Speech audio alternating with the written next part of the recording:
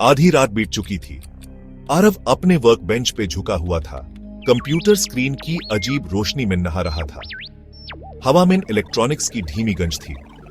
Equations और diagrams से भरे पेपर्स उसके आसपास बिखरे पड़े थे। आरव यूनिवर्सिटी का एक तेज फिजिक्स स्टूडेंट कुछ बड़ा करने के करीब था।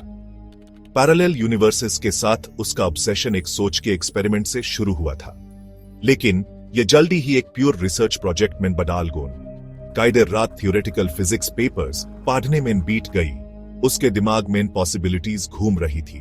वो इन ऑल्टरनेट टाइमलाइंस, रियलिटी की इन इकोज के एग्जिस्टेंस को प्रूव करने की ठान लिए हुए था। आरव की रिसर्च उस मशीन में आकर खत्म हुई जो अब उसके वर्कस्पेस पे छाई हुई थी। वायर्स, सर्किट्स और मेटल का एक जंबल एक ऐसा डिवाइस बनाया जो साइंस फिक्शन फिल्म में ज्यादा सूट करता था कॉलेज लैब से।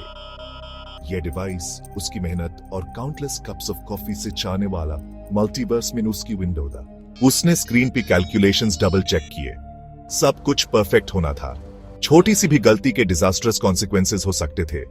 उसने एक लंबी सांस ली और अपने ग्लासेस एडजस्ट किए। उसका हार्ट नर्वस एंटिसिपेशन से जोर से धड़क रहा था। फाइनल चेक के साथ उसने स्विच ऑन कर दिया। लब जिंदा हो गई। हवा में एनर्जी की क्रैकलिंग हुई। मशीन वेयरिंग करने लगी। लाइट्स एक मेस्मराइजिंग सीक्वेंस में फ्लैश करने लगी। आरव देखता रहा। उसकी सांस अटक गई जब मशीन पावर के सर्ज के साथ जिंदा हो गई। एक धीमी हम ने रूम को भर दिया। उसके थ्रू वाइब्रेट करती हुई पोटेंशियल एनर्जी की सिम्फनी। अचानक उसके आसपास की हवा शिमर करने लगी। दुनिया एक ब्लाइंडिंग व्हाइट लाइट में घुल गई। उसने इंस्टिंक्टिवली आंखें बैंड कर ली, उन्हें इंटेंस ब्राइटनेस से बचाते हुए। नौजिया की एक वेव उसके ऊपर आई और वो लटखटाया, सपोर्ट के लिए टेबल के एज को पकड़ते हुए। जब उसने आंखें खोली तो लब गायब था। उसके लब का फेमिलियर क्लटर गायब था। उसकी जगह वो खुद को एक बस्टलिंग स्ट्रीट पर खड़ा पाया। ऊंचे स्काईस्क्रेपर्स आसमान को छू रहे थे। होलोग्राफिक एडवर्टाइजमेंट्स तेज रोशनी में फ्लैश कर रहे थे। स्लीक फ्यूचरिस्टिक व्हीकल्स हवा में तेजी से घूम रहे थे, अपने पीछे लाइट के ट्रेल्स छोटे हुए। डिसोरिएंटेड और कंफ्यूज्ड आरव पीछे हेड गॉन। उसका दिमाग घूम रहा था। ये उसकी दुनिया नहीं थी। पैनिक उसके अंदर उभार रहा था। उसने परेशानी से इधर उधर देखा, कुछ फेमिलियर ढूंढते हुए। एक लैंडमार्क, एक सीन, कुछ भी जो यूज ग्राउंड कर सके। लेकिन सब कुछ अलग था। बिल्डिंग्स, लॉग, उनके कपड़े भी एलियन लग रहे थे। हवा में एक अनफेमिलियर एनर्जी बज कर रही थी।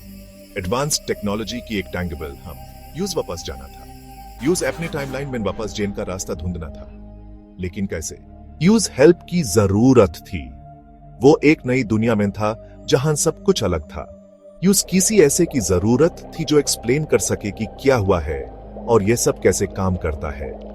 कोई जो यूज होम वापस जाने में हेल्प कर सके, या कम से कम ये समझा सके कि वो कहां है। जब वो चल रहा था, एक बिल्डिंग उसकी नजर में न आई। एक यूनिवर्सिटी जो बहुत ही मॉडर्न थी, लेकिन किसी भी देखी हुई यूनिवर्सिटी से काफी ज्यादा एडवांस्ड। उसने सोचा यह जगह शायद उसकी हेल्प कर सके। उसके अंदर होप की रह जगी। शायद यहां से कुछ रास्ता मिल जाए। शायद यहां नॉलेज की इस टेंपल में यूज कुछ आंसर्स मिल सकते हैं। उसने अपने कदम तेज कर दिए। यूनिवर्सिटी में एंटर करते हुए उसने देखा कि सब कुछ कितना अलग था। आरव का होलोग्राफिक प्रोजेक्शंस और स्टूडेंट्स की हेल्प करते रोबोट्स ने वेलकम किया। यह सब उसके लिए नया था। यूज अपनी यूनिवर्सिटी की फेमिलियर ओल्ड टेक्स्ट बुक्स और डस्टी चॉक बोर्ड्स की याद आई। यह सब कितना अलग था। वो स्टूडेंट्स के एक ग्रुप के पास गए जो अपने डिजिटल डिवाइसेस में बिजी थे, जिनके चेहरे डेटा पैड्स की रोशनी से रोशन थे। यह सब उसके लिए एक नई दुनिया थी। एक्सक्यूज में, उसने शुरू किया। उसकी वॉइस हल्की सी ट्रेंबल रही थी। उसने अपने आप को संभाला। उसकी वॉइस हल्की सी ट्रेंबल रही थी। उसने सोचा, क्या ये लोग उसकी हेल्प करेंगे? लगता है मैं लॉस्ट कौन हूं। क्या आप मुझे बता सकते हैं मैं कहां हूं? क्या आप मुझे बता सकते हैं मैं कहां हूं? यह सब उसके लिए एक पहेली थी। स्टूडेंट्स ने यूज अम्यूजमेंट और क्यूरियोसिटी के मिक्सचर से देखा। उनके चेहरे पर मुस्कुराहट थी। एएपी यूनिवर्सिटी ऑफ साइलोस में है एग्जैक्टली। उनमें से एक ने आंसर्स दिया। ये आंसर्स उसके लिए एक नई शुरुआत थी।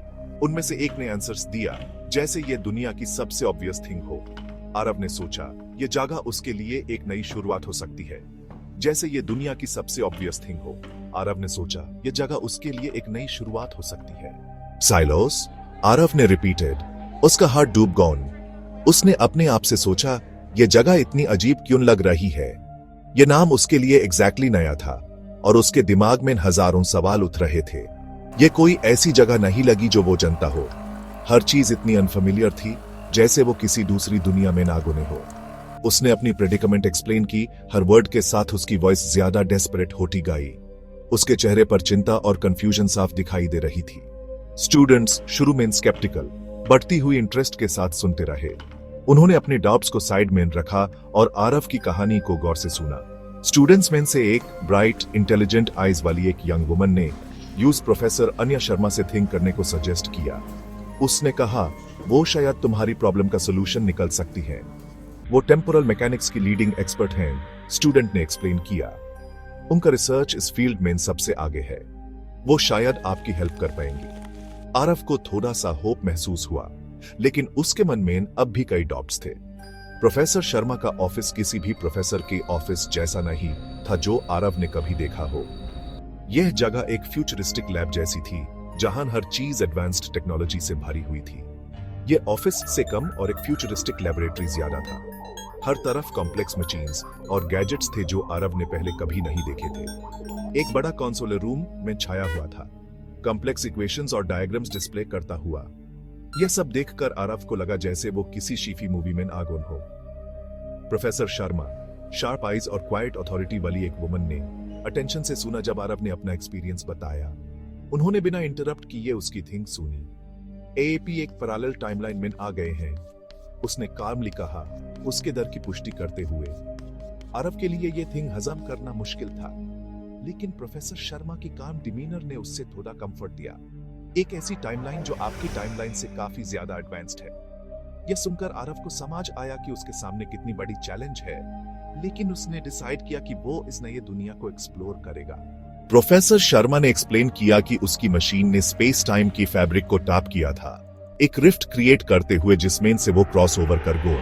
आपकी मशीन से होने वाले एनर्जी फ्लक्चुएशंस ने एक रेजोनेंस कैस्केड क्रिएट किया होगा, उसने थियोराइज किया, अपने कंसोल पे एक कॉम्प्लेक्स इक्वेशन की तरफ इशारा करते हुए। लेकिन मैं वापस कैसे जाऊंगा? आरव ने पूछा। उसकी वॉइस एंग्जाइटी से टाइट थी। प्रोफेसर का चेहरा सीरियस हो गया। वापस जाना रिस्की है, उसने वार्न किया। रिफ्ट अनस्टेबल है और छोटी सी भी मिसकैलकुलेशन आपको मल्टीवर्स में और भी आगे भेज सकती है।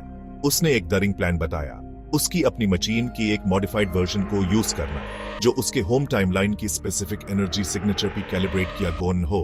रिस्क बेट दी, लेकिन ये उसका इकलौता चांस था। डेज की मेहनत के बाद मशीन रेडी थी। ये मशीन सिर्फ एक इन्वेंशन नहीं थी, ये एक सपना था जो अब हकीकत बनने जा रहा था।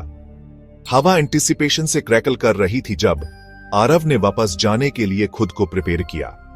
उसके दोस्तों और कॉलीग्स ने उसे इंकरेजमेंट दी। उनकी आइज में भी एक्साइटमेंट और थोड़ा सा डर था। उसने एक लंबी सांस ली। उसका हार्ट उसकी रिब्स के अगेंस्ट जोर से धड़क रहा था। यह मोमेंट उसके लिए सब कुछ था। एक नई दुनिया का दरवाजा खुलने वाला था। प्रोफेसर शर्मा को एक फाइनल नोट के साथ वो अननोन मैन चला गोन। उसके मेंटर का विश्वास उसके अंदर एक नई एनर्जी भर रहा था। दुनिया एक बार फिर ब्लाइंडिंग व्हाइट लाइट में घुल गई। ये रोशनी इतनी तेज थी कि उसने सब कुछ अपने अंदर समा लिया। एनर्जी की हम उसके थ्रू वाइब्रेट हुई, एक फेमिलियर सेंसेशन जिसने उस टेरर और एक्सिलरेशन दोनों से भर दिया। यह सेंसेशन उसके लिए नया नहीं था, लेकिन हर बार ये उसके लिए एक नई चैलेंज ले आता था। फिर जितनी अब्रप्टली ये शुरू हुआ था, उतना ही अब्रप्टली ये खत्म हो गोन। सब कुछ एकदम से शांत हो गोने, जैसे कुछ हुआ ही ना हो। वो अपने लब में वापस आगोन था। बर्न्ट कॉफी और ओजोन की फेमिलियर स्मेल उसकी नॉस्ट्रल्स में भर गई। ये स्मेल्स उसके लिए होम जैसी थी, एक कंफर्ट जोन। वो वर्क बेंच पे गिर पड़ा, उसकी लेग्स रिलीफ से ट्रेंबल रही थी। उसके मसल्स रिलैक्स्ड हो गए थे, जैसे उन्होंने एक बड़ी बैटल जीत ली हो। वो होम आगोन था। उसके लिए ये लब सिर्फ एक जगह नहीं थी, ये उसका सेंचुरी था। लेकिन ये एक्सपीरियंस ने यूज बदल दिया था। उसके अंदर एक नई सोच और एक नई अंडरस्टैंडिंग आ गई थी। उसने मल्टीवर्स का चेहरा देखा था और इसने उसके अंदर नॉलेज की ऐसी थर्स्ट जगह थी जो कभी क्वेंच नहीं सकती थी। यह थर्स्ट उसके लिए एक नई जर्नी का स्टार्टिंग पॉइंट थी। उसका जर्नी अभी खत्म नहीं हुआ था, यह तो बस शुरुआत थी एक नई दुनिया के एक्सप्लोरेशन की।